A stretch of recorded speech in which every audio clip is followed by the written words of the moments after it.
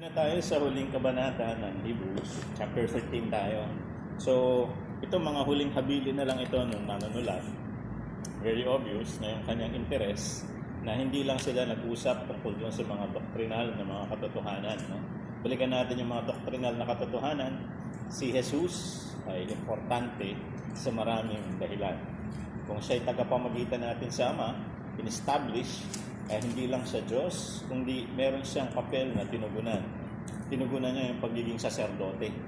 At bakit nga siya karapat-dapat na saserdote? Napag-usapan natin, hindi sa linya ni Levi, ni Aaron, kundi sa linya ni Melchizedek. So, pinagtiba yun. Pinakita rin yung kakayahan ng Panginoon para tayo ay itaguyod. At yung kanyang pagkataguyod sa atin, ay dulot na siya ay manlilikha. So, pinakita na yun, kasi minsan ang kaisipan nga, yung Mesyas, tao lang. Pinakita na hindi. Sa kabuuan ng hula, ang Mesyas galing sa kaitaasan. Nagdesisyong bumaba para magkatawang tao. So nilinaw ko sa inyo, kaya tinatawag na anak ng tao, hindi dahil nga tao lang. Yung konsepto ng anak ng tao, Diyos, nagdesisyon, bumaba sa lupa, angkinin at mag-anyo bilang tao para maging tagapamagitan natin. Kaya tinawag na anak ng tao. So yun yung pinanggagalingan. Tatandaan natin yung konseptong anak ng tao, hindi yan Pilipino, yung konsepto ng Pilipino. Konsepto yan ng mga Hudyo. Kapag ginamit nila yung konsepto na Son of Man, ang ibig sabihin, galing sa kaitaasan, nagdesisyong bumaba at magkatawang tao. Kaya sinabing anak ng tao. So, kaya yung anak ng Diyos, anak ng tao, Mesyas, tatlong mga konsepto, iisa ipinatutukuyan. Yung tagapagligtas. So, yun yung meaning mo. So, ngayon, pasok tayo dito sa mga practical na usapin patungkol sa pananampalataya. Hati lang ito sa dalawang bahagi. Yung una, yung tinatawag nating practical. Paano natin ito i-apply sa ating everyday life at saan. Yung pangalawa, yung doctrinal. Bakit natin pangahawakan ng mga katotohanan ito. So, basahin lang uli natin yung 10 talata. Chapter 13, verses 1 hanggang 10. Patuloy kayong nag-iibigan bilang magkamakasig kayo. Huwag ninyong kaligtaan magpapatuloy sa mga taga-ibang bayan na ilang gumawa nito at makapagpatuloy sila sa mga anghel hindi nalalaman. Tamayan ninyo ang mga nabibilanggo na parang tayo'y nakabilangguin kasama nila. Gayon din ang mga pinagmamalupitan sapagkat maaring kayo may dumanas din ng gayon. Dapat igalang ng lahat ang pag-aasawa at maging tapat sa isa't isa ang mag-asawa sapagkat mahatulan ng Diyos ang mga nakikiapid at mga mangangalunya. Huwag kayong magmukhang salapi. Masiyahan na kayo sa anumang nasa inyo. Sapagkat sinabi ng Diyos, hindi kita iiwan o pababayaan. Walang pag-agam-agam na masasabi natin, at Panginoon ang tumutulong sa akin. Hindi ako matatakot. Ano ang magagawa sa akin ng tao? Alalahanin ninyo ang mga nagagasiwa sa inyo na nagpapahayag sa inyo kung paano sila namuhay at namatay at tularan ninyo ang kanilang pananalig sa Diyos. Si Jesucristo noong nakaraan ay siya rin sa kasalukuyan at siya rin magpakailanman. Huwag kayong patangay sa sari-sari at kakaibang turo. Mas mabuti para sa atin ang mapatibay ang ating kalooban sa pamamagitan ng kagandahang loob ng Diyos kaysa sa pamamagitan ng pagsunod sa mga utos tungkol sa pagkain. Ang mga sumunod dito, wala namang natamo kapag nabangat. Tayo'y may isang dambana at mga saserdoteng naglilingkod doon sa simbahan ng mga Diyos ay hindi maaaring makasalo sa haing narito. Okay. So, dito, binibigyang linaw lang ng manunulat. So, isa akong mananampalataya. Tandaan natin, yung kausap niya, mga Jewish Christians. Hindi naman sa hindi ito applicable sa hindi Christian na Hudyo. Pero yung kanyang kausap kasi, yun yung pinoproblema. Si Jesus nga ba ang talagang tinutukoy na Mesyas? paano nga siya naging tagapagligtas. Nung nalinaw na yan, binalikan na niya yung isang bahagi nito. Yung una, kanyang pinaunawaan na kung talagang kayo ay mga mananampalataya, hindi lang puro dito. So kinakailangan makita rin sa ating life application. Yung una niyang sinabi is about brotherly love. Maraming klase ng pag-ibig na nakasulat sa Bagong Tipan. May eros, yung pag-ibigan ng lalaki at ng babae. May agape, yung unconditional love ng Panginoon. Pero ang pinag-uusapan dito ay phileo. Yung pinanggalingan ng salitang Philadelphia. Yun ay brotherly love. So ang kanya sinasabi, gusto natin na tayo ay maging matagumpay sa patotoo, improve natin yung samahan. Wala namang samahang perfecto, pero yung samahan pwedeng maging improve. Kung i-apply ang mga katwirang natutunan mula sa Panginoon, yun lang ang pwedeng way para ito mag-improve. Bakit? Mga tao, may mga kahinaan, nagkaroon lang ng paglago dahil sa Panginoon. Pag binitawan mo yung katwiran ng Panginoon, babalik ka uli sa dating pamumuhay na walang kalaguan. Mga mananampalataya, mga tao lang din yan, may kanya-kanyang kakulangan. Pag samasamahin mo yan, kalipunan niya ng mga kulang na tao. Gulo ang mangyayari dyan. Kaya lang nagkakaroon ng pagsasama dahil sa katuruan ng Panginoon. So nililiwanag niya, very important. Tandaan natin, along with the teaching is also the heart. Bakit? Minsan, yung alam, nagiging punto pa ng paligsahan. Mag-aaway pa eh. Pero ang sabi niya, yung katwiran na yan na natutunan natin, hindi na yan para tayo mag-away-away. Magkaisa tayo na kinikilala ang Panginoon, magkaisa tayong tinatanggap ang kanyang katwiran at salita, kinakailangan magkaisa tayo sa samahan. It's very important yung aspect na yun. So yun yung idea niya, pagtibayin yung brotherly love. Pinakita niya ngayon kung bakit.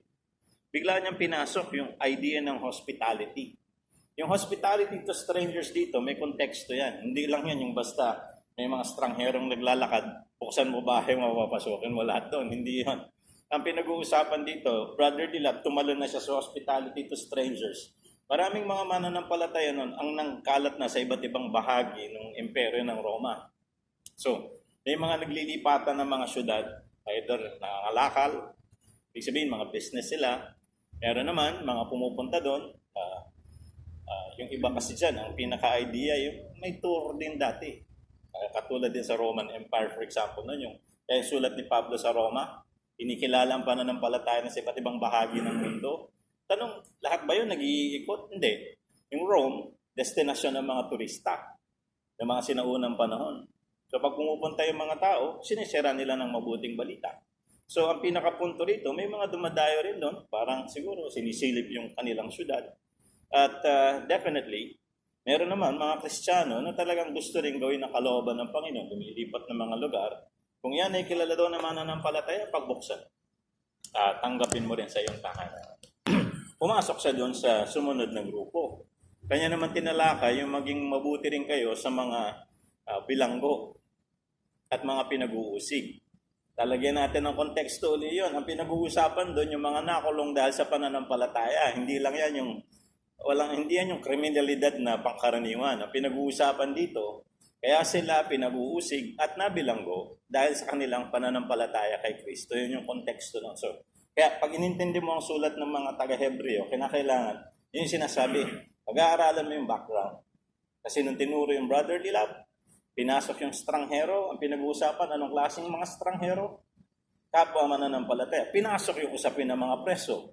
Mga nakulong dahil din sa pananampalataya. Kasi bakit?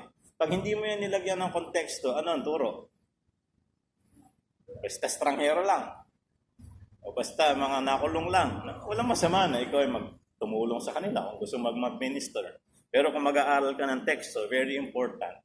Ano yung sakop lang at saklaw nung sinabi? Bakit? Kasi minsan, pag lumawig pa doon sa sinabi, baka kumalat. No? Kaya dito, very important yung pagtingin natin sa. Then after niya ipakita yung pakikipag-ugnayan sa iba, pinaunawa niya rin na meron din tayong obligasyon sa ating ugnayan sa loob ng ating tahanan. Kaya ang huling kabanata ng Hebreo, pinag-uusapan yung faithfulness sa pagiging mag-asawa. So ito yung kanyang binigyan ng pansin dito. No? Ang sinasabi niya, very important yan. Consistent din yan sa sinulat ni Pablo kay Timoteo. Nakabahagi rin kasi ng pananagutan natin, kabahagi rin ng ating patutuo, yung relasyon sa loob ng tahanan. So, yung faithfulness na yon ay kanyang in-emphasize. No? kinakailangan may iwasan yung unfaithfulness sa mga marital vows. Then kalakip niyan, binigyan niya rin sila ng unawa. Kinakailangan maiwas sa pag-ibig sa salapi. Ang pera hindi masama. Ang Diyos nagbe-bless materially. Ang laging tinututukan ng Biblia, huwag kang umibig sa salapi. Yun yung sinasabi. Kasi bakit hindi yung salapi mismo ang masama? Yung salapi naman, ang tawag natin dyan ay material thing. Lagay mo yan sa harapan mo, hindi naman yan nagsasalita. Wala naman yan gagawin sa'yo. Kung paano mo gamitin yan, pang soft drinks, ito, material thing. Neutral lang yan eh. Yan, gusto mong manakit, di ba to? Di ba? Gusto mong matanggal uhaw mo, di inamin mo yung laman. Ganon kasimple yun eh. Ang pera din, ay gayon. Ginagamit siya for a practical reason ang tinatawag na transaction. Purchase yun eh. So, kailangan ng means. Yun yung pera. So, yung currency, hindi siya problema. Ginagamit siya for commerce kahit saan. Pero pag inibig mo na yung salapi, doon na kasi pumapasok, maging yung teaching doon sa 1 Corinthians 13. Yung love should not be selfish, should not be boastful. Yan, love is kind. Yung mga bagay na yun, hindi mo ma-apply yun kung ang iyong mahal ay yung material na bagay at hindi mo naintindihan yung pagmamahal sa Diyos at pagmamahal sa kapwa. Na nangyayari. Halimbawa, pera. Yan ang iniibig mo. Yan ang iyong laging hinahabol. Alam mo, minsan yung pagsunod sa Diyos, hindi mo magawa ng tama. Kaya nga may sinabi ang Panginoong Hesus, hindi mo pwedeng ibigin ang salapi at ang Diyos ng sabay. So, magkakaroon dapat ng prioridad. Diyos ang higit, ang salapi sa ilalim niya. Diba? Ang Diyos ang nasa ibabaw. Ano din ang sinasabi sa atin dito? Pagka ang salapi minahal mo ng husto, ang tao sa iyong palibot, hindi mo rin mamahal ng tama. Bakit? Hindi mo nakikita na ikaw ay steward para maging channel din ng blessing na ibinigay ng Panginoon. So, very important na makita natin, yun yung kanyang interes. Mga practical na lang ito ng mga paunawa. So, sinasabi niya, kayo mga mananampalataya, pakita nyo rin ang inyong life testimony sa inyong motives. So, nandiyan ang attitude. Ano ba yung attitude?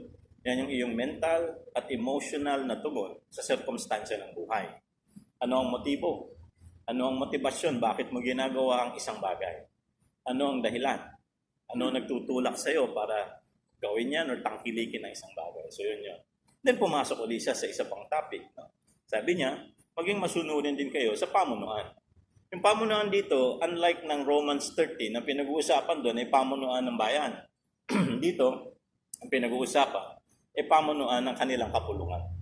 So, pinauunawa no, na kinakailangan magkaroon ng respeto at pagsunod para yung pagkakaisa ng kongregasyon ay maganap. Nagkakaroon ba ng mga conflicts? Yes. No? Doon sa isang, hindi pa natin napag-usapan pa pala si Stephen. Ano? Pag binasa nyo, for example, yung Acts chapters 6 and 7, magbabasa nyo yung kwento ni Esteban. Paano pumasok si Esteban sa kwento? Merong gulo Sa Acts chapter 6, yung mga, ang tawag nila doon ay Hebraic Jews. Ito yung mga traditional na Hudyo. At merong Hellenistic Jews. Ito yung mga Hudyo na hindi sa Judea nakabase, nakakalat siya sa iba't ibang bahagi ng imperyo ng Roma. Doon sa Jerusalem, magkakasama na sila, reklamo ng mga Hellenistic Jews, yung mga balo namin, hindi nabibigyan ng ayuda. Kagaya ng bigay doon sa mga Hebraic Jews, yung galing sa Judea. So, di sabi naman ng mga, nung 12, no, sila yung mga leaders doon. Hindi naman pwedeng kami pa tatrabaho niyan. Dahil ang ibinigay na responsibilidad sa amin ay mangaral, manalangin, at manguna. Ito ang mga trabaho namin. Pagpati yan, tinrabaho pa namin. Hindi namin magagawa yung iba. So ang usapan, pili kayo ng 7 na siyang tutugon dyan. Bakit 7? Sabi ng iba, parang numerology daw. Hindi. Kasi ilang araw sa isang linggo. So bawat isang araw, mayroong mga ngasiwa. At pangunahin sa listahan na pinili ng mga tao si Esteban. So, may potensyal magkagulo. May potensyal na magkaroon ng aksahan. Pero, pwede namang hindi palawigin yon. Mahanap ng dahilan para ito ay, sabi nga, may ayos at pumasok yung mga taong may integridad na ayos. So dito, yun din ang sinasabi. Bakit noon ba maraming mga usapin din sa kongregasyon? Marami. Hindi nawawala yun.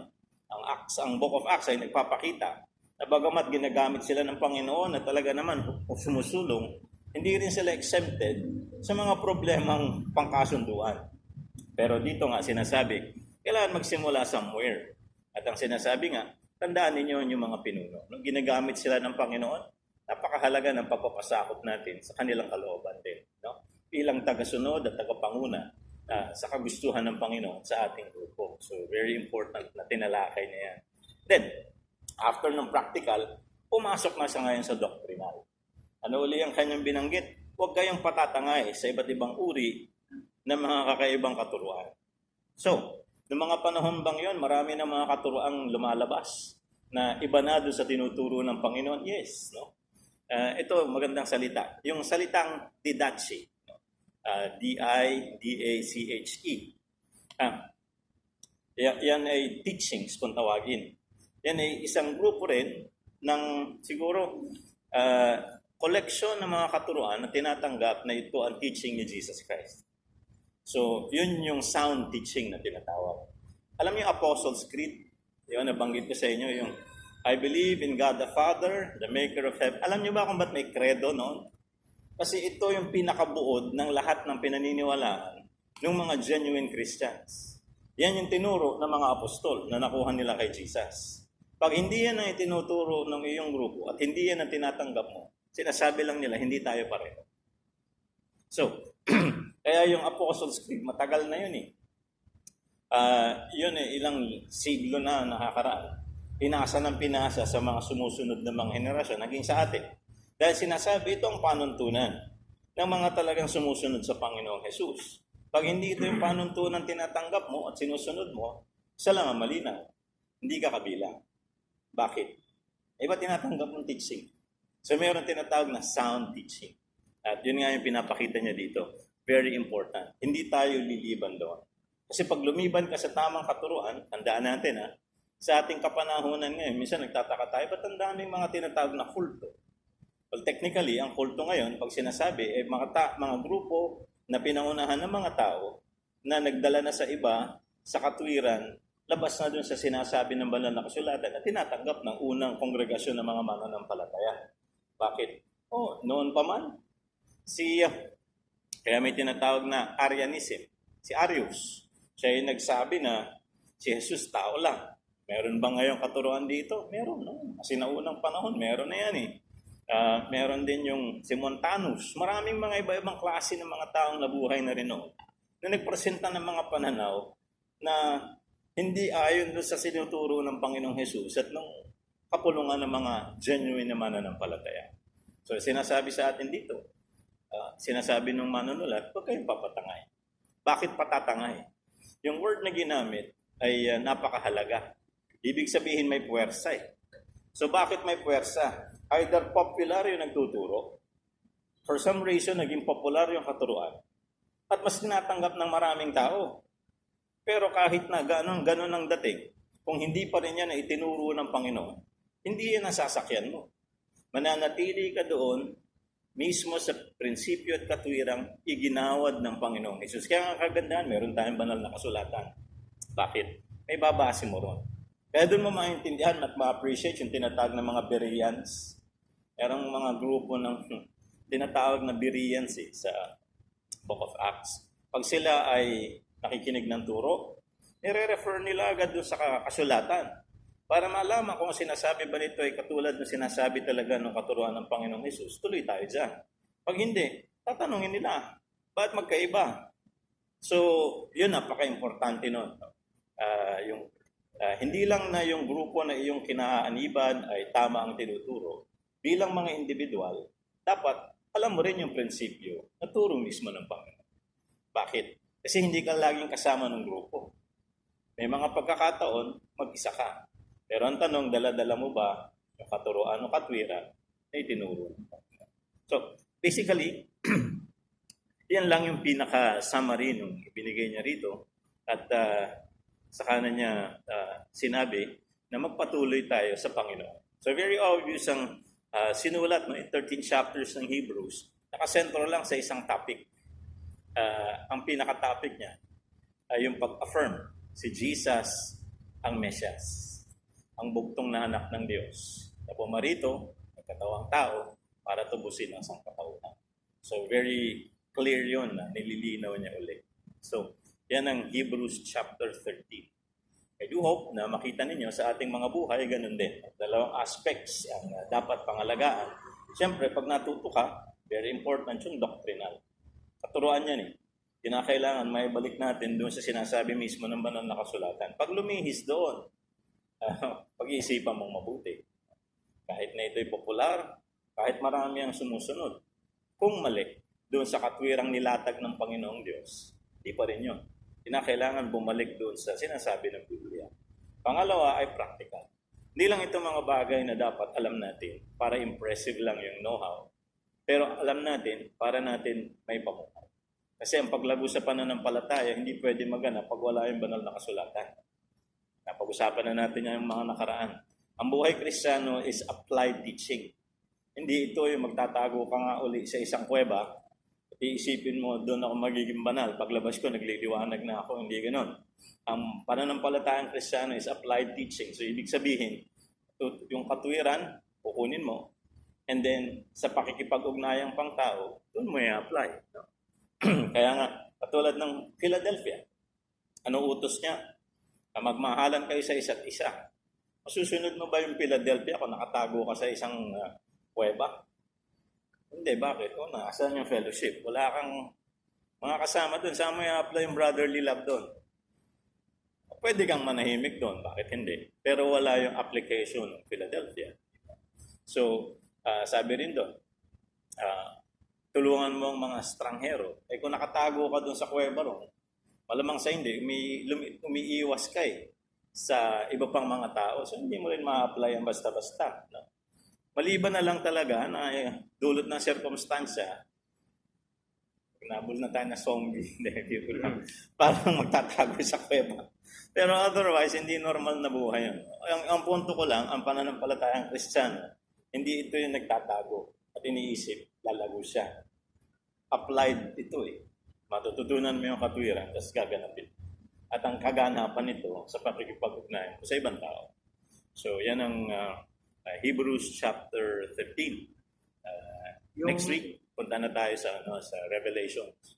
Yung pang church ko meron din silang Apostle Creed. Ang alin? Yung church na nangunguna ngayon.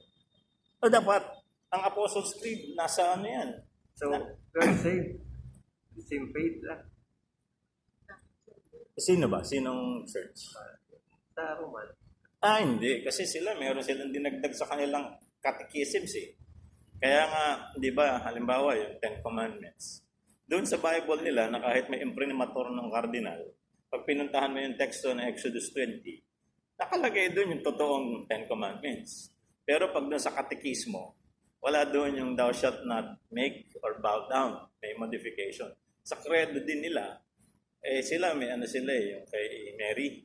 Kaya, dinagdag. Hindi pwede yun. Hindi kasama yun sa original creed. Yung earlier creeds na talagang makikita natin from the early church, wala naman yun eh. Si Mary later addition na lang yan eh. Hindi yan kasama sa original na, kasi sa New Testament church, may respect kay Mary, pero walang worship kay Mary na inattribute. Bakit? Yun nga eh, babasihan mo lang yung song ni Mary dun sa Luke eh. Ano sabi niya? I praise God, my Savior. So, ibig sabihin, siya rin kumikilala sa isang tagapagligtas na dadating at gagamitin lang siya na instrument. So, yun yung malinaw dun sa bahagi niya.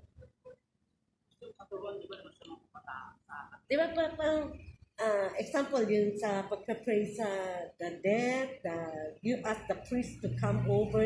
Kasi mga relatives mo hindi Christian. Ikaw Christian ka. Pero sumang-ayon ka na gawin yun. Okay. Okay ba yan? Well, depende sa context ng situation. Number one, may say ka ba? Kasi halimbawa, kunyari pastor, para mas maganda na lang gawin natin first time. Kunyari, ang Christian, yung anak. O kaya yung case ng isa kong ginawa ng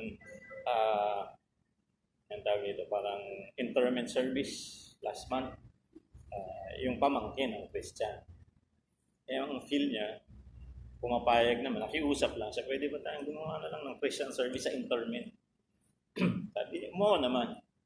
Kaya lang sabi, Pastor, may mga bahagi dito na maghahalo-halo tayo. Anong ibig sabihin? Sabi niya, ang totoo po niya, ang kanilang pananampalataya is more superstition. Dapat may pasok sa loob ng alas 11, mga ganun. Alam niya na kung anong pananampalataya. So, sabi ko, ganito na lang, bakit ako nandyan? Gusto ko po ma-evangelize sila. So, ganito na lang, kapatid. Gagawa ko ng preaching, pag-pray ko yung family, yun yung part ko. Ang goal natin dito is to evangelize. Pero gagawin din nila yung seremonya nila. Andun ako. Pero nakadetach ako. Sabi ko, ang dahilan sapagkat kaya tayo nandito to reach out to them. On the other hand, dahil hindi naman mga believers to, siyempre, hindi mo mapipilit sa kanila yung pinagbigyan ka lang. So, ang role mo rito is to evangelize. May pangalawang konteksto, for example, kunyari family member ko, tanggap namin na talagang nasa healing na ng Panginoon. Ang gusto, panalangin pa yung patay para maligtas. May say ako. Sa akin, magsasalita ako doon. Kasi may say ako doon. Meaning, kilala ko yung namatay ay Christian. Pangalawa, kami bilang Christian family ang may authority over the rites and rituals for him or her. Pero, kung halimbawang ang role mo, for example, anak ka, ang faith naman talaga nung namatay is different from yours. Gusto nung iba, sabihin mo na lang, hindi ganyan ang paniniwala ko, so dito na lang ako sa bandang likod. May mga ganun eh. So magbibigay ka lang ng iyong respectful protest, sabihin mo lang na, sige, dahil yan naman pinaniniwalaan nila, pinaniniwalaan ninyo, pero dahil hindi yan ang belief ko, dito na lang. So parang ganun. So iba-ibang context, iba-ibang approaches siguro. Depende sa authority at sa pwede mong gawin doon sa... Bakit natin ginagawa yung tactfulness dito? Marami na rin akong nalalamang mga patay na, nag-aaway-aaway pa eh. And isa sa mga napapag-awayan minsan, yung mga last rites. So, yun nga, minsan nag-establish na lang tayo ng mga guidelines. Ano ba gagawin? So yun, yung binigay ko, at least sample yun. Ano ba role mo dyan? So, halimbawa, kahit ako pastor, pumunta ako sa pamilya na yun. Yung pamilya na yun, pumayag lang, pinakiusap na isang kamag-anak, pwede bang mag-praise dyan? Ngayon, kung pumunta ka ron, tapos sasabihin sa kanilang lahat, may diferensya sila, siyempre, medyo magiging iba ang reaksyon. Well, matapang ka, bakit hindi? On the other hand, yung epekto nun, tatanggapin mo rin. Magagalit talaga. Kasi in the first place, yung authority nun. Kanina yung tanong niya, yung the compute. Okay. The compute is the anak ba? Usually, yung mga ganyan ba? Tama ba? confirmation. Confirmation. Bilang magulang, yung wife, wala, example, yung wife ang Christian, yung lalaki hindi. Gusto ni lalaki compute. Wala bang say si wife? Well, meron. Yun nga yung sinasabi rin ng banal na kasulatan. Kaya hanggat maaari nga of like faith. Yun ang pinakamaganda at ideal sa marriage union. Bakit sinasabing pareho dapat kayo ng pananampalataya? Because of this potential. May gusto si Mrs. na hindi gusto ni Mr. May pananaw si Mr. Hindi pananaw ni Mrs. So, magkakaroon ng conflict talaga. May mga mapayag na lang. Kaya lang, yun nga, alam mo naman sa kanilang mga sarili na parang humihingi sa iyo ng affirmation. Okay lang naman yung pastor, di ba? Minsan magkaganon, ngumingiti na lang ako. Kasi I think kaya nila sinasabi yon, hindi rin sila convinced deep down na yung ginawa nilang ganong klase ng giving in ay magandang, anong tawag natin dito, starting point. Kasi kung sasabihin mo ngayon na okay, later on, kukontrahin mo, kontra-kontra yung lalo na sa bata. Nagkakalito-lito yung bata. Ano ba talaga ang dapat at ano ba dapat yung hindi. May mga times naman, ang iniisip na lang, lesser conflict. Pero yun naman talaga intention ng Panginoon to begin with. Kaya ang starting point sana ay people of like faith come together. Kasi nga, ang faith issues, may mga tao magpapakamatay dahil sa pananampalataya. Tapos sasabihin ng mga in love, wala lang yan. Kaya namin yan. Malalampasan lahat siya. Ngayon lang yan dahil mataas ang emosyon. Pag andyan na ang realidad, ang daming conflicts about religion, yun ang reality. So, kaya may mga pagkakataon talagang we have to admit yung reality. Sinabi rin naman ng Panginoon, pag sumunod ka sa Kanya, minsan yung paninindigan mo sa Panginoon becomes divisive eh. Diba kaya nga sinasabi niya, magtatalo-talo yung anak sa magulang. Kasi nga, may mga pagkakataon talagang hindi mo na mag-give up yung iyong conviction. Titindigan mo. Eh kung iba yung conviction ng kaharap mo, iba yung reaction nila talaga ron. So may mga times talagang mapopolarize kayo. Iba takbo niya, iba takbo mo. Tungkol sa ano, Pastor? Tungkol sa patay. Paano natin sila alalahanin? Dasalan ba sila? Alayan pa ng kandila? Yung iba kasi yun ang ginagawa. Anyway, ganito yun. Kasi pag sinabing alalahanin, it's in connection to the past. So, memories lang talaga in connection to the past. Lalo na yung death anniversary, gano'n. Ayun nga, ang idea kasi ng aalalahanin, babalikan mo lang yung alaala. Kasi yung presence niya wala na eh. Kaya lang naman nagkakaroon ng ibang kwento ay dahil dun sa mga nabubuong paniniwala na may gagawin ka dito, makakadagdag pa ng tulong sa kanya doon. Hindi na lang pag-alala yun. Tinutulungan mo yun. So, kailangan ba natin silang tulungan? Ang patay. Eh kung Biblia pag-uusapan, wala ka na magagawa sa patay. Una ako, halimbawa, habang buhay ako, doon ako kikilala sa Panginoon. Pwede ba akong tulungan ng mga kamag-anak kong maligtas? Eh malinaw naman sa Biblia, ang kaligtasan, conviction ko. So kung patay na ako, idadasal nila ako para ako mapunta sa langit.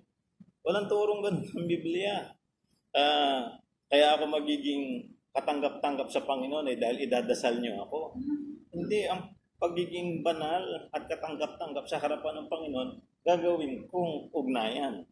Gagawin kong pamumuhay sa Kanya. Accountability ko yun eh.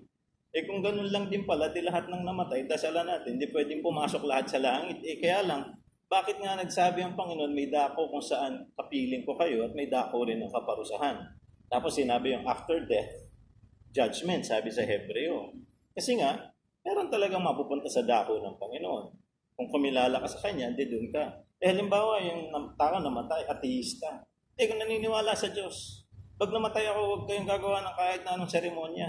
Tapos naisip ng mga kamag-anak, wag, paputukoy natin, papuntahin natin langit. Nagdasal silang lahat, napunta ng langit. Pwede ba yun? Dahil naisip ng marami na ipag-pray natin, baka sakaling sa langit pumunta. Eh yung tao, nabuhay, namatay, ayaw niya nang may kinalaman sa Diyos. Hindi nga daw siya naniniwala sa Diyos. Tapos dahil napagkaisahan niya pa na langit, pumasok sa langit. Walang alatsamba ron. Kagaya yan, matagal na namatay, ibig sabihin hindi pa nasa langit kasi dasalan natin.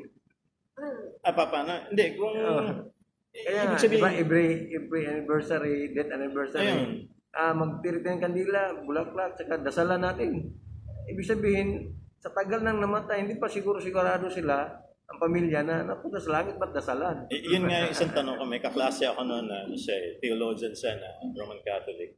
Sabi ko, Brad, ilang misa ba at ilang dasal bago makawala? Kasi may purgatorio silang pinasok sa kwento eh. Wala namang purgatorio sa Bible eh.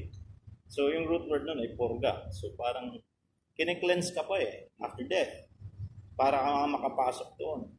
Paano sabi ko, wala nang nakakaalala sa'yo? Kaya may general prayers daw. Eh sabi ko, ilang panalangin ba at ilang misa? Hindi rin niya masagot eh. Kasi kung meron, hindi siya na nakalagay yung bilang. Naka 100 na siguro, okay na, pasok na doon. Eh wala, nanguhula ako, suntok sa hangin. Hindi mamalaman kung lumalapit na ba papunta ron o hindi pa. Yun yung yun yung tinatawag nating medyo palaisipan. Hindi naman sa paninira sa kanila, pero balbalikan mo yung kasaysayan. Tinatayo kasi yung Sistine Chapel din. So, isa sa ginawa nilang fundraising yung pagbebenta ng ng mga certificates. Yung indulhensya doon, nagsimulang maging controversial dyan eh. Yung mga German, di ba? Kahit nga si Martin Luther sa kwento niya, priest din siya eh. At sinusuata niya yung mga kilala niyang, sabi niya, ba't kayo gumagawa ng ganyang klase ng mga bisyo? Bawal yan. Christian ka. Nakabili na po ako ng indulhensya para sa nagawa akong kasalanan at yung gagawin ko pa. May ganong klase ng bentahan dati. I think si Pope Leo X, kung hahanapin mo yung kwento nung nangyari during that time, nag-fundraising kasi para ibuo yung katedral. So, kalakip din nun yung pang mga fees na sinisingil para sa mga religious rites and rituals. So, Gawa na nila. Economics minsan yung tinuturo na dahilan eh. So wala tayong makikita sa Bible. Ay, yung rituals for the dead. Makikita mo lang, may burial practices lang, katulad ni Jesus. Sinimbalsa mo, tapos nilibing. Tapos na. Pero yung dadasalan mo, wala naman tayong nabasa na gano'n. Kahit sa early church, wala ka makita sa New Testament. Ayun, kasi sabi nga nila, pinattern nila sa life daw ni Jesus, yung apat na araw, yung mga gano'n. 10. Tapos yung umiikot-ikot daw dito. Iba yung purpose ng kay Jesus. Yung kay Jesus kasi, mula doon sa kanyang plano, na pagliligtas, pagpunta rito sa lupa, yung kanyang pagmiministry, pagtuturo, kamatayan, muling pagkabuhay, tapos yung kanya pang ibibigay na Great Commission, tapos yung kanyang ascension sa langit, muling pagbabalik. Ganun yun eh. May kinalaman yung kay Jesus exclusively. Pag ang ginawa natin, ganun din yung tayo, ay iba kwento nun. Iba yung plano ng tagapagligtas sa pangkaraniwang taong ililigtas katulad ko. Iba yung takbo nung ako ililigtas yung tagapagligtas yun. Iba yung usapan dun eh.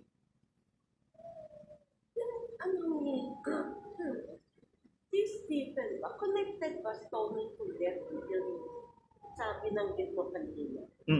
Yung sa pagka-acne niya sa, diba? Pinili siya as 7. Yes. May related dyan yung stoning to death niya. Pwede. Kasi pag tinignan mo yung chapter 6 and 7 ng Acts, di pinili na siya. So parang lumalabas, andun na siya sa level ng deacon. Yung business matters ng church, sila yung tagapangasiwa, yung practical matters. Pero kalakip din na naging merong kumukontra sa kanila, yung galing doon sa sinagoga ng Jerusalem. So isa siya sa mga humarap eh. Then, nung nagpaliwanag siya sa kanila, na yung kasaysayan nga ng mga ninuno ng mga Jews, sinabi niya, kasi ang kinokonekta niya doon, kayo wala rin kayong spiritual discernment, spiritually blinding kayo. So ang tanong, paano naging spiritually blind? Diba? Pinili ng Panginoon si Abraham. So tinunto niya yun. Okay sila doon. Kaya sila may Israelite nation. Then pumasok siya sa patriarka, kay Joseph. Then pumasok si Moses. Ano si Moses? Sinirang ng Diyos. Anong ginawa ng mga ninuno ninyo? Di ba pinagbantaan at hindi sinunod? Di ba may mga propeta? Anong ginawa? Inusig at pinatay rin ng mga ninuno natin. Baka ganyan rin nangyari sa hindi niyo pagkakilala kay Jesus. Sugo rin galing sa Panginoon.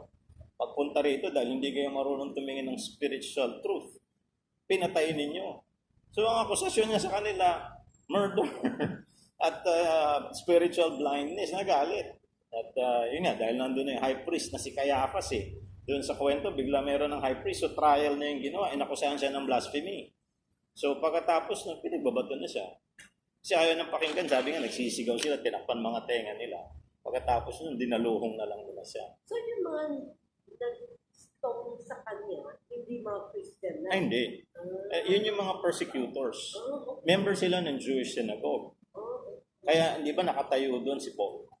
Hindi pa siya apostol noon. Manguusig pa lang siya si Saulo. Kaya yung ending ng chapter 7, yun yung pinaka-picture nun. Na may nakatayong lalaki doon, sa paan niya nilagay yung mga balabal. So most likely siya yung leader. At yun nga,